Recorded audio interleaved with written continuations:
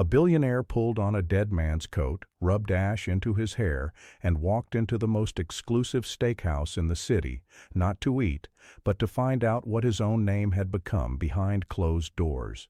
They sneered at him. They seated him beside the trash. And when the steak he ordered finally arrived, a young waitress leaned in to set down his fork and pressed a folded scrap of paper into his palm. He opened it under the table. He read 7 words, and then Marcus Vail, a man who had bought and buried entire companies without blinking, went completely, absolutely still, not out of fear, out of something colder than fear, because for the first time in years someone had told him the truth to his face, and that truth was about to cost a very powerful man everything he owned. But what did the note say? Stay with me, because you're going to want to see how this ends. The coat did not belong to a billionaire. It belonged to a man named Sam, who had once slept under the overpass on Fenwick Street, and who had died there one January before anyone learned his last name. Marcus Vail had paid for the funeral. He had also kept the coat. For 19 years, it had hung at the very back of his closet, behind a wall of suits that each cost more than most people earned in half a year, and tonight, for the first time since the burial, Marcus took it down and put it on. He studied himself in the mirror. The coat was gray-brown and shapeless, one pocket torn half off, the collar gone shiny with age. He worked shoe polish and fireplace ash into the creases of his knuckles until his hands looked like they had spent a decade outdoors. He hadn't shaved in 4 days. He hadn't slept much either, which helped. The man in the mirror looked hollowed out, forgotten, the kind of man people's eyes slid past without landing. Behind him, his chief of staff stood in the doorway with her arms folded, watching him ruin himself on purpose. There are 12 other ways to do this, Vivian Chen said. I can send a compliance auditor.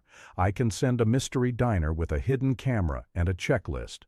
I can send 3 of them and cross-reference the reports by Friday. An auditor sees a report, Marcus said, dragging his thumb through the ash on his jaw. A checklist sees line items. Neither of them will ever see the thing I need to see. He turned from the mirror. I need to see the face they make when they think no one who matters is watching. Vivian didn't argue with that. She had worked for him for 14 years, since back when Vail Hospitality Group owned exactly 2 restaurants and a mountain of debt, and she had learned that when Marcus decided to see something for himself, the only useful move was to make the seeing as safe as she could. The reason was a manila envelope that had arrived at his private office 9 days earlier. No return address. Inside had been a flash drive and a single index card. The flash drive held 40 seconds of shaky phone footage. An older man in threadbare clothes being marched out of a restaurant's front doors by 2 men in blazers, while a room full of well-dressed diners looked on and, this was the part that had lodged in Marcus like a splinter, laughed. Somebody had actually laughed. On the index card, in block letters, someone had written, "The Copper Vine. Your name is on the door. Is it on the inside too?" The Copper Vine was the crown jewel of his entire portfolio.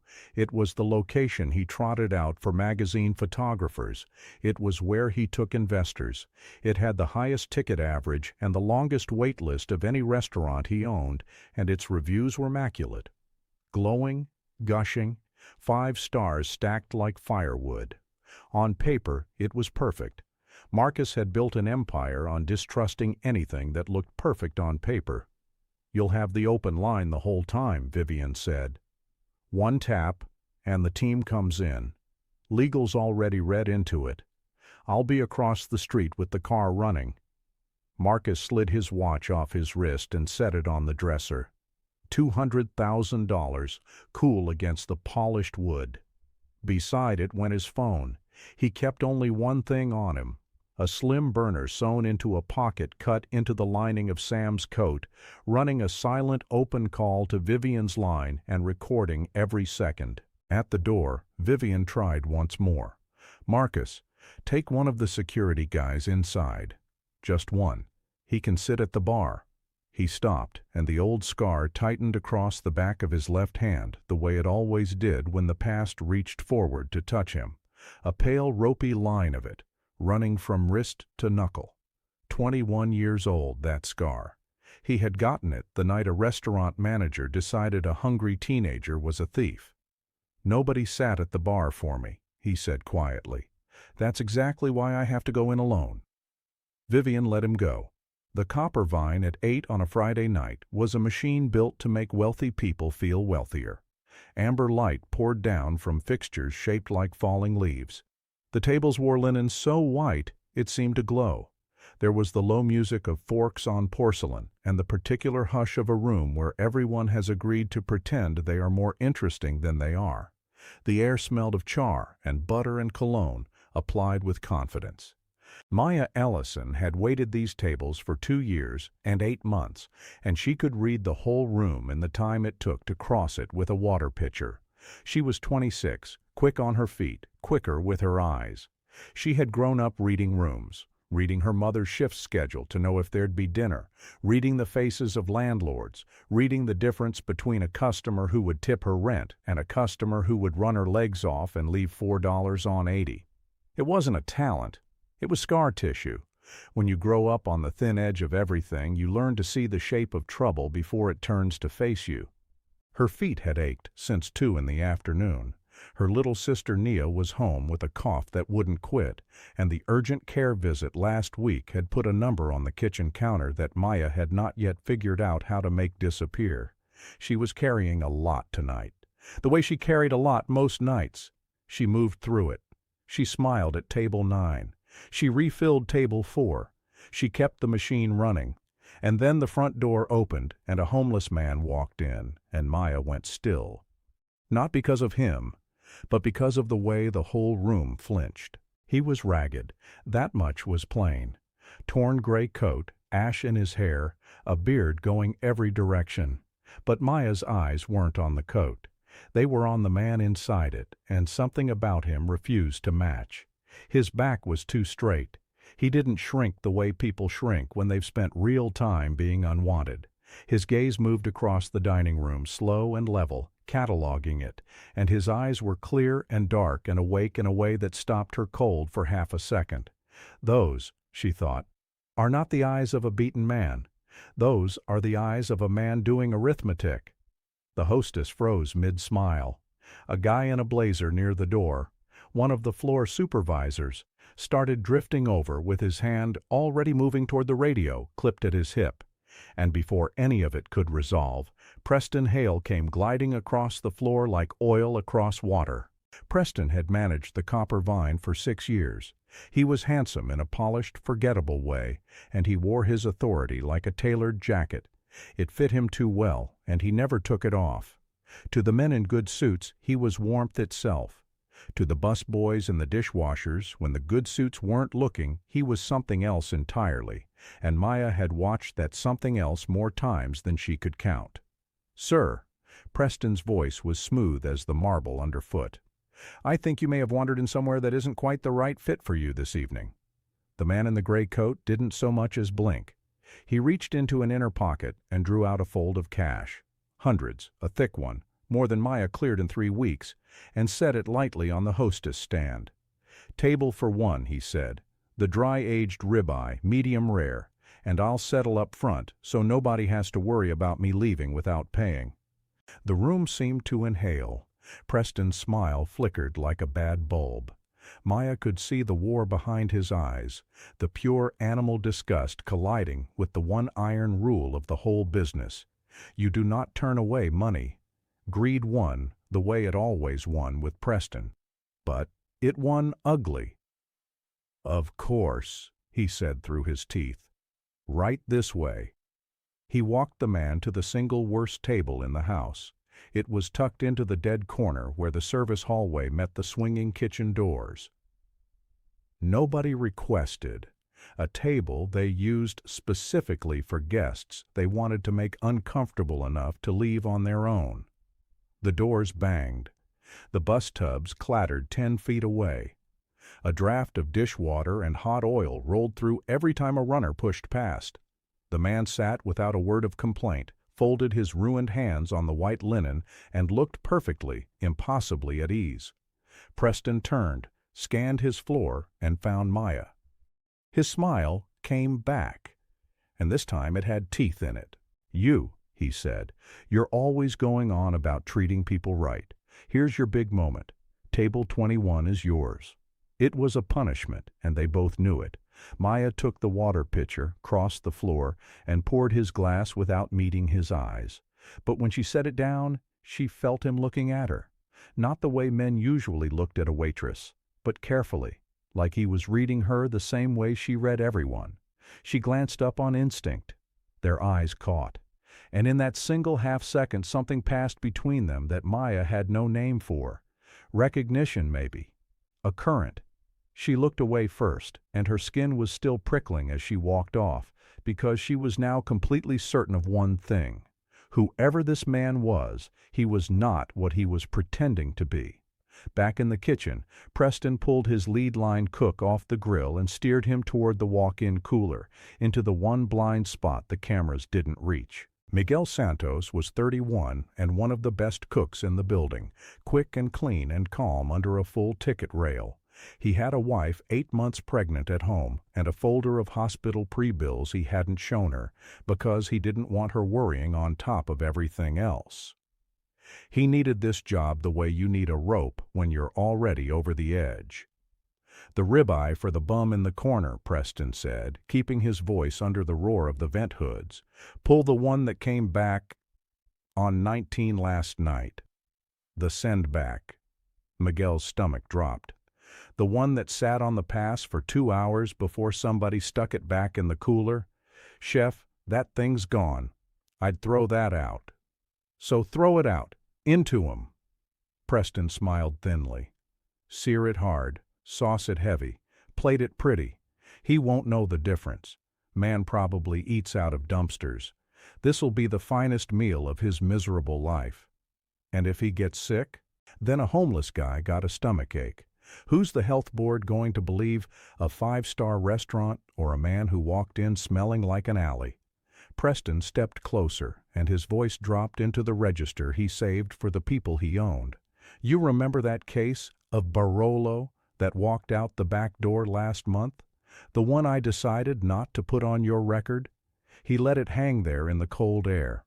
Cook the steak, Miguel, or start practicing how you're going to explain to your wife why you're out of work with a baby 3 weeks out." Miguel stood very still. His jaw worked. Then, slowly, hating himself, he nodded. Preston clapped him on the shoulder like a coach. Good man. Neither of them saw Maya. She had stepped into the dry storage nook for a fresh box of cocktail napkins, and the shelving hid her, and she had heard every word. Her heart was slamming so hard she was sure the sound of it would give her away. She pressed her back flat against the cold steel racking and did not breathe. When Preston swept back out to the floor, Miguel turned and nearly walked straight into her. They stood a foot apart. She saw the guilt come up in his face like a bruise, saw him understand exactly how much she'd heard, and she watched him decide to be afraid. He shook his head. Once, small, a plea and a warning at the same time. "Don't. Please. Let it go." Then he walked back to the line, and Maya was left alone in the cold, with a choice that had teeth on both ends. If she kept quiet, she kept her job. She kept the paycheck that covered Nia's medicine and the roof over both their heads. She survived, the way she always survived. If she said something, no one would believe her. Preston would bury her. She'd be gone by morning and marked in every kitchen in the city.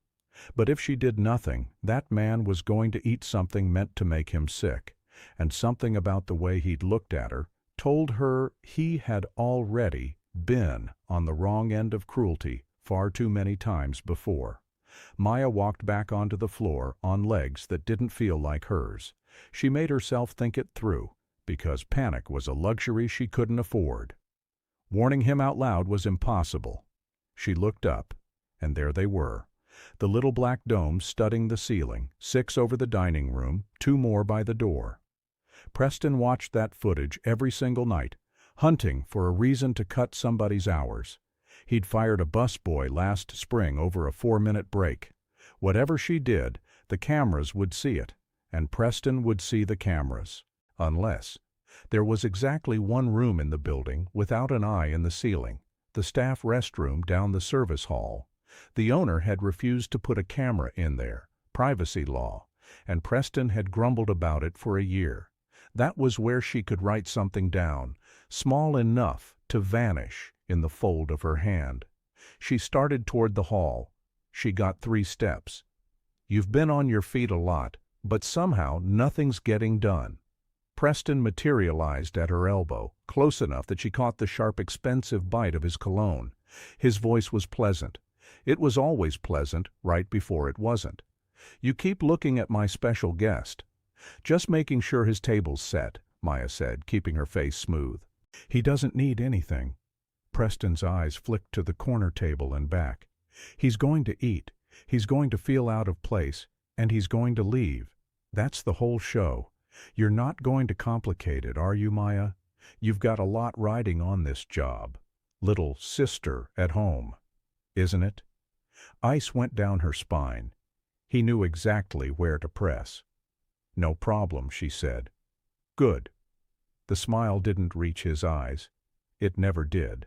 He drifted off toward a table of regulars, and by the time he reached them, he was all charm and low laughter, a completely different man. Maya watched the transformation and understood, with total clarity, that she was dealing with someone who could turn cruelty on and off like a tap. She had to be careful. She had to be fast. The staff restroom was empty. She locked the door and gripped the edge of the sink and made herself breathe. In the mirror was a tired young woman in a black uniform, hair scraped back, shadows under her eyes. And under that, for one strange second, she saw her mother's face. Her mother, who had cleaned other people's houses until her hands cracked, who had once told a much younger Maya, half asleep on the bus home, "Baby, one day doing right is going to cost you something you can't get back. And you're going to have to do it anyway. Because the thing you lose when you don't is worse." Maya had been 9. She hadn't understood. She understood now. She pulled her order pad from her apron and tore off a strip no bigger than a matchbook. She clicked her pen. Her hand was shaking so hard the first word came out crooked. She steadied it and wrote, small and cramped, "Don't eat it. Meat is spoiled. On purpose. Leave now." She read it twice, folded it down until it was the size of a coin, and closed it into her palm. It felt like it weighed 10 pounds. Miguel was plating when she came back through the kitchen, and she watched his hands hesitate over the dish. The steak looked flawless. A deep mahogany crust, glossy with butter, crowned with a swipe of red wine reduction, blistered tomatoes fanned beside it. Nothing about it looked wrong. That was the whole horror of it. It looked like the best thing on the menu. "Miguel!" She kept her voice low, kept her body angled like she was checking another ticket. "You don't have to do this." He didn't look up. "I don't know what you're talking about." "That steak sat out for 2 hours. You know what that is. That's a night in the ER for a healthy man. That's worse if he's not." "Stop." His hands went still. When he finally looked at her, his eyes were wet with fear. "I've got a baby coming in 3 weeks. My wife can't work. If I lose this—" His voice cracked. "What do you want me to do, Maya? Walk out there and tell the whole floor that Preston told me to poison a customer? He'll call me a liar. He'll have me gone by 10 and make sure I never cook in this town again. Who's going to take my word over his?" And that was the terrible truth of it, and she couldn't argue him out of it, because he wasn't wrong. He wasn't a bad man. He was a cornered one, same as her, same as everyone who worked the bottom of a place like this, where the people up top held all the power and the people down, low, absorbed all the risk. "Okay," she said softly. "You didn't see anything. You don't know anything. Relief flooded him first, then shame right behind it. He opened his mouth. An apology, maybe. But she had already picked up the plate and turned away. She would do it alone. She carried the ribeye out onto the floor the way she'd carried 10,000 plates, easy and level. A woman doing her job. To anyone watching, and someone was always watching, she was invisible. She let herself be invisible. She wove between the tables, eyes on the corner, the folded note pressed flat against the pad of her thumb where no camera in the ceiling could see it. 12 feet, 8, 4. She set the plate down in front of him with a soft click of porcelain on linen, angling the steak toward him like she'd been trained. "Your dry-aged ribeye, sir." She pitched it clear, loud enough for the nearby tables. "Medium rare." He looked up at her, and there it was again. That current, that sense that he was seeing straight through the uniform to whatever was behind it. She had the wild thought that he already knew everything she was about to tell him. She laid the steak knife down beside the plate. And as she said it, the back of her hand brushed against his ruined, ash-stained one, and in that half-second of contact she turned her thumb and pressed the folded paper into his palm. She felt his fingers close around it, sure and immediate, like a man catching something he'd been waiting for. "Enjoy," she said, holding his eyes one beat longer than she should have. Then she turned and walked, and her heart was so loud in her own ears she was certain the chandeliers were ringing with it. Marcus watched her go. Her face had given up nothing, but her eyes, those quick dark eyes, had been shouting. He waited until she was across the room and busy at another table. Then he let his hand drift beneath the linen and worked the paper open against his knee. "Don't eat it. Meat is spoiled. On purpose. Leave now." He read it once. He read it a second time. And Marcus Vail went completely still. It wasn't fear that stopped him. It was something much older, something he had walled up inside himself 2 decades ago and paid a great deal of money to forget. He was 21 again, standing in the alley behind a chop house where he'd been busying tables for $4 an hour. And a manager was screaming in his face that the missing register drawer had his name on it, because of course the new kid did it.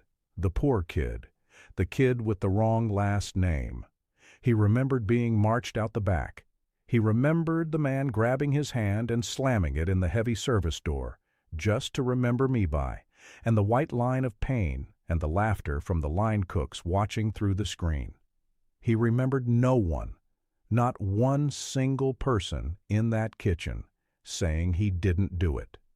He remembered walking 11 blocks home with a broken hand and no job, and understanding for the first time exactly how invisible a person could be. The scar on the back of his left hand throbbed like it was fresh.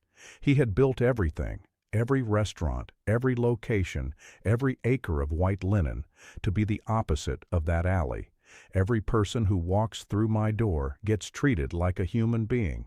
That was the entire foundation. That was the only thing that had ever mattered under the money. It was the promise he'd made to a 21-year-old with a broken hand. And now, in his own restaurant, under his own name, they had cooked something for him that was meant to make him sick, because they'd decided he was nobody. Marcus set the knife and fork down, side by side, untouched. He wasn't going to eat. He wasn't going to leave. He was going to sit right here, and he was going to watch, and when the moment was exactly right, he was going to take the whole rotten thing apart down to the studs. 20 minutes crawled by. The steak sat cooling and perfect and untouched. Marcus sipped his water and let his eyes drift the room, and from behind the bar, Preston Hale watched the corner table with a knot tightening in his gut. The man should be eating. He should be full and green, and starting to sweat by now.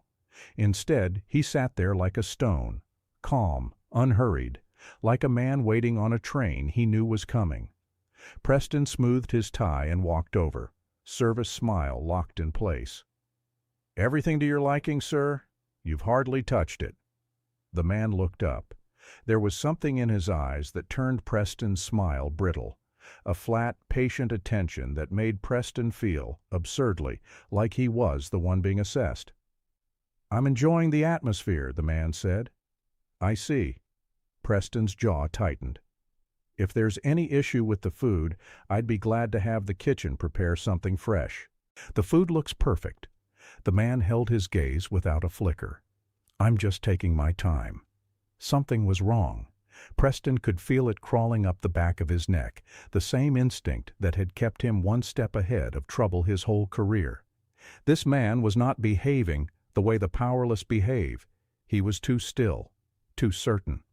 Preston's eyes cut across the floor to Maya, refilling water 2 tables over. She'd served him. She'd had her hands near that plate.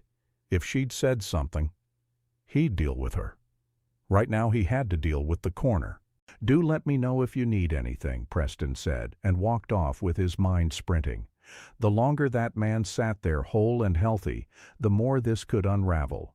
If he complained upstairs, if he called the county, Preston needed him gone, and he needed the witnesses gone with him. The trigger came 10 minutes later.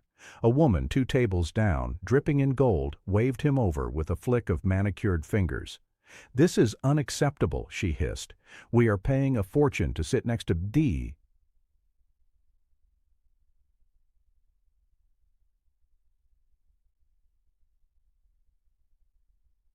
She tipped her chin at Marcus like he was a stain. "The smell alone is ruining my evening." "I completely understand," Preston murmured. "Let me take care of it." He returned to the corner, and this time there was no smile. "Sir, I'll have to ask you to leave. We need the table." Marcus didn't move. "I've paid for my meal in advance." "I'll refund you in full." "I don't want a refund. I want to finish my dinner." Preston felt the room starting to turn toward them, conversations thinning, heads swiveling. "Sir, I must insist." "On what grounds?" Marcus's voice stayed low, but it carried, clean and even, all the way to the surrounding tables. "I paid. I'm not disturbing anyone. I'm sitting in a seat I bought, in a restaurant open to the public. Which law am I breaking?" Preston's mouth opened and closed. The man was right. With this many phones in this many pockets, he couldn't lay a hand on a paying customer without handing the internet a gift. He needed another door, and his eyes found Maya, and the door opened. If he couldn't move the guest, he'd move the staff. Turn the whole thing into a discipline problem, clear out the inconvenient witness, and handle the man quietly once the crowd thinned. He straightened his jacket and pitched his voice to reach the whole corner. "Maya Ellison, come here, please." She looked up from across the floor, face going carefully blank. She set down the pitcher and crossed the room, each step slow and deliberate, and Marcus watched her come and understood exactly what was about to happen to her. "Yes," she said. Preston arranged his features into wounded authority. "I've had complaints that you were inappropriate with this guest, that you made comments, unprofessional, offensive comments." Maya's eyes went wide. "That's not true. I never said a word to him beyond his order." "Several diners saw it." Preston rolled straight over her, loud now, playing to the room. "I'm afraid I have no choice but to suspend you immediately, pending a full investigation. Please collect your things." The dining room had gone silent. Every eye in the place was fixed on the corner, on the young waitress standing alone under the amber light with her whole life quietly detonating. In the kitchen doorway, Miguel stood frozen, gone pale, knowing the exact and complete truth and holding it behind his teeth because his wife and his baby and his future all sat on top of it. He looked at the floor. He stepped back, and Maya stood alone. The moment stretched out like a held breath. She thought of Nia at home with her cough. She thought of the number on the kitchen counter. She thought of the tidy little life she'd built out of nothing but double shifts and refusing to fall, and she watched it come apart in front of a room full of strangers who were already deciding how they'd tell this story tomorrow. She had done the right thing. She had risked everything to warn a stranger, and here was her reward, delivered by the actual criminal wearing a wounded expression. Her eyes stung. She would not let them fall. She would not give him that. "I didn't do anything wrong," she said, and her voice came out steady, even though her hands were not. "I brought him his food, that's all." "The witnesses say otherwise," Preston said gently, cruelly. "Please, don't make this harder." She looked around the room. She searched every table for one person who might stand up. The servers wouldn't meet her eyes. The diners watched with mild, chewing interest. No one moved. No one spoke. She was invisible. She had always been invisible. And then, from the corner, a voice cut clean through the silence. She didn't say anything inappropriate. Every head turned. The man in the gray coat was rising slowly from his chair. "She brought me my food," he went on, and his voice had changed, the deference gone out of it, replaced by something level and absolute. "She was polite. She was professional. That's the entire truth of it." Preston's face hardened. "Sir, this is an internal matter." "No." The single word landed with the weight of a dropped stone. "This is a public accusation, made in front of 40 witnesses. If you're going to destroy this woman's livelihood, you'll at least do it honestly." Something in his tone made Preston take a half-step back without meaning to. The man's shoulders had squared. His chin had come up. He no longer looked like something society had thrown away. He looked like a man who had spent 20 years being obeyed and had simply, for one evening, chosen not to be. "Who are you?" Preston demanded. The man smiled, and there was no warmth in it at all. "I think it's time you found out." He reached down and pulled off his left shoe. The diners nearest him recoiled, bracing for a smell. Instead, they watched in confusion as he drew a slim phone from a cut in the coat's lining. He touched the screen once. 30 seconds later, the front doors of the copper vine swung open.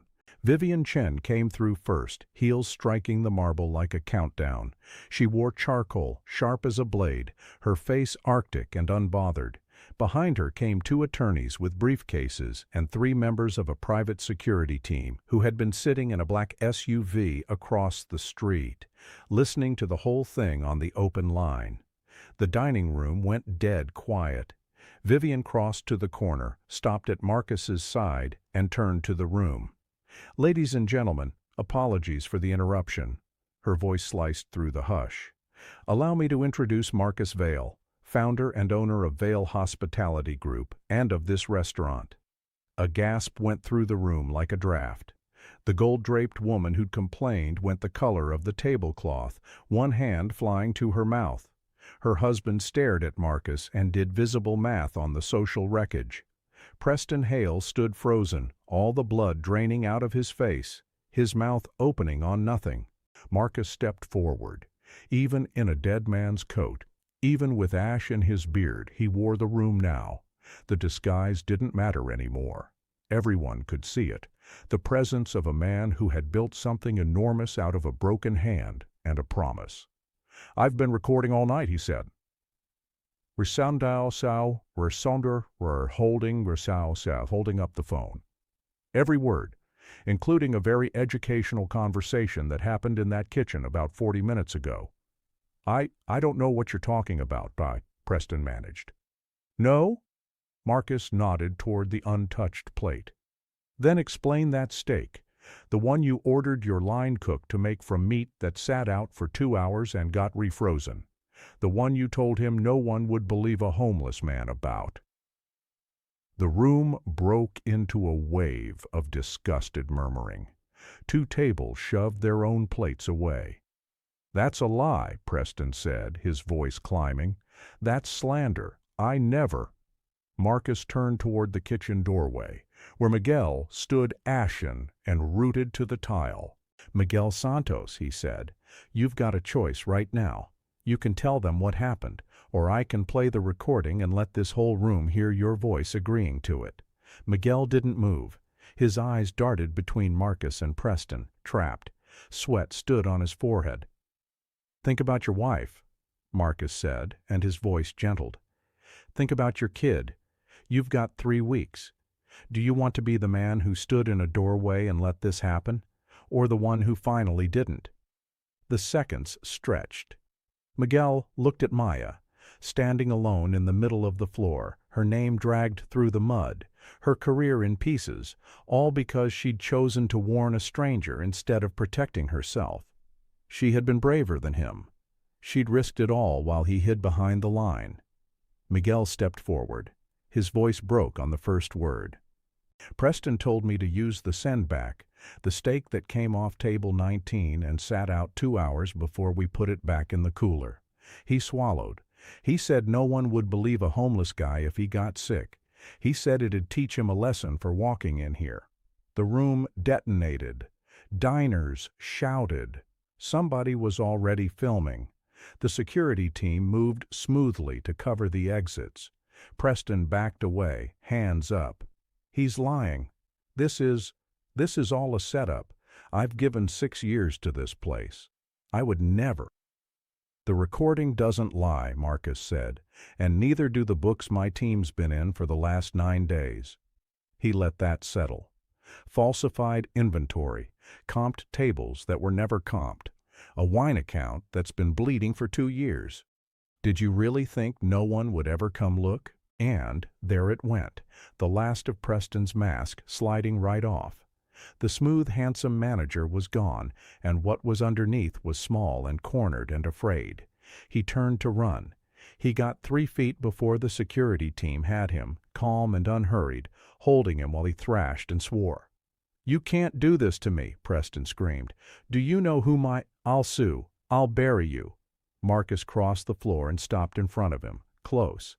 21 years ago, he said quietly, a manager broke my hand in a service door because he decided a poor kid must be a thief. He laughed while he did it, and nobody in that kitchen said a word.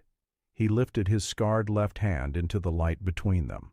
I built this whole company, so that would never happen again under my name. And you turned my best restaurant into the exact place I swore I'd spend my life burning down. Preston had no fight left in him. He sagged in the guard's grip. The police are outside, Vivian said. Attempted product tampering, embezzlement, fraud. As if on cue, blue light began to strobe faintly through the front windows. An hour later, the copper vine was empty. Preston Hale had been walked out in cuffs, still telling anyone who'd listen that he'd been framed. The diners had gone home with full refunds and a story they'd be dining out on for a year. The staff had been sent home with the promise that corporate would be in touch. Everyone except Miguel, who Marcus had asked to stay 10 minutes. "You served that plate," Marcus said to him, plain, not unkind. "You knew what it was." Miguel couldn't lift his eyes. "I know. I'm not going to stand here and tell you I'm a good man about it. I was scared. That's not an excuse. It's just what's true." Marcus studied him for a long moment. "You were scared, and then when it counted, you told the truth in a room full of people, with your own job in your hand. That matters to me more than you know." He nodded slowly. "You keep your position. But you and I are going to have a longer conversation about what you do the next time somebody with a nice title tells you to do something wrong, because there's always a next time. Understood?" Miguel's throat worked. "Understood. Thank you. Thank you." "Go home to your wife," Marcus said, and Miguel went, and at the door he looked back like a man who'd been handed back a piece of his own life. Then it was just Marcus and Maya. She sat at a two-top by the window, staring at her hands. The adrenaline had drained out and left her hollowed and shaking. She'd done the right thing. She'd very possibly saved a man from a hospital bed or worse, and she felt strangely empty, unsure what happened to a person after they set fire to their own safety on purpose. Marcus pulled out the chair across from her and sat. He'd wiped the ash from his face, though he still wore Sam's ruined coat. Up close, without the grime, she could finally see him clearly. The sharp, tired intelligence, the quiet weight of him. "When you wrote that note," he said, "you knew what it could cost. your job, your sister's medicine, everything you've been holding together." He turned his scarred hand over on the table, palm up, like an offering. "Why did you do it?" Maya looked up at him. "Because when you looked at me, right at the start, I saw it." Her voice was steady. Those weren't the eyes of a homeless man. They were the eyes of someone who used to be, somebody who still remembers exactly what it felt like. And I figured whoever you were, you'd been treated like nothing before. And I wasn't going to be one more person who let it happen. Marcus was quiet for a long moment. "You read people." "It's not a gift," Maya said. "It's survival. When you grow up the way I did, you learn to see what people really are, because it's the only thing that keeps you safe." He nodded, slow. He understood that arithmetic better than most. "The restaurant's going to close for a while," he said. "New management, new training, new everything, top to bottom." He leaned in slightly. "And I need someone to run it. Someone who understands what this place is supposed to be. Someone who'll do the right thing, even when it costs her, because I already watched her do it once." Maya stared at him. "You're offering me a job." "I'm offering you a choice," Marcus said. "It's not charity, and it's not a thank you. It's an opportunity. Take it or don't." A week later, Maya's phone rang in the small apartment where Nia was finally sleeping without coughing, the number on the counter still sitting there, unpaid, but somehow less heavy than it had been. She didn't recognize the caller. "Ms. Ellison, this is Vivian Chen, Mr. Vale's chief of staff. He's asked me to extend a formal offer. General manager of the Copper Vine, effective upon reopening. Competitive salary, full benefits, including complete health coverage for you and any dependent." A pause. "He wanted me to make one thing clear. This is entirely your decision. No pressure. No strings." Maya closed her eyes. She thought about her mother on that late bus, decades ago. One day doing right is going to cost you something you can't get back, and you're going to have to do it anyway. She had done right, and instead of losing everything, she'd been handed a door. "I'll take it," she said, "on one condition." 3 months later, the Copper Vine reopened. The bones of the room were the same, the amber leaf light, the linen, the char and butter in the air, but everything had softened. Warmer light, quieter music, a staff trained from the first day in a single principle Maya had written into the manual herself. Everyone who comes through this door is treated like a human being. Every time. No exceptions. We do not have a corner for people we've decided don't matter. Maya stood near the entrance in a tailored black suit, greeting guests as they arrived. She stood differently now, shoulders back, chin level, eyes clear. The door opened and a man came in. His coat was worn thin, his shoes held together with tape, his hair a mess. He looked around like he was already bracing to be thrown out. The new hostess glanced toward Maya, uncertain. Maya crossed the floor before anyone else could move. "Welcome to the Copper Vine," she said, and put out her hand. "Would you like a table by the window? Best seat we've got." The man stared at her, waiting for the catch, the cruel joke. There wasn't one. "I don't have much money," he admitted, barely above a whisper. Maya smiled. "That's all right. We keep a community table for guests who need it, and dinner's on the house tonight. Come on in." She walked him to the window and pulled out his chair herself. And on her way back to her post, she passed a small frame on the wall by the entrance, a strip of creased order pad paper behind glass, cramped handwriting still legible after everything. "Don't eat it. Meat is spoiled. On purpose. Leave now." Beneath it, a small brass plaque. "One quiet act of courage can bring down everything built on cruelty." This note saved a life and exposed the rot behind a perfect facade. It hangs here so that every person who works in this room remembers, dignity is not a privilege you earn. It is a right you are owed the second you walk through the door. Monsieur Ellison, General Manager. That had been her condition, and on their first shift, Every new hire stood in front of that frame and heard the story. The night a billionaire in a dead man's coat sat down at the worst table in the house, and a waitress with everything to lose and nothing to gain decided to tell him the truth. Because sometimes the people with the least power in the room are the only ones brave enough to change it. And if you made it all the way here, that's the part I hope you remember. Not the money, not the takedown. The 7 words on a torn scrap of paper, written by someone who could have looked away and chose not to. That's where everything turned. If this story moved you, let me know down in the comments what you would have done in Maya's shoes.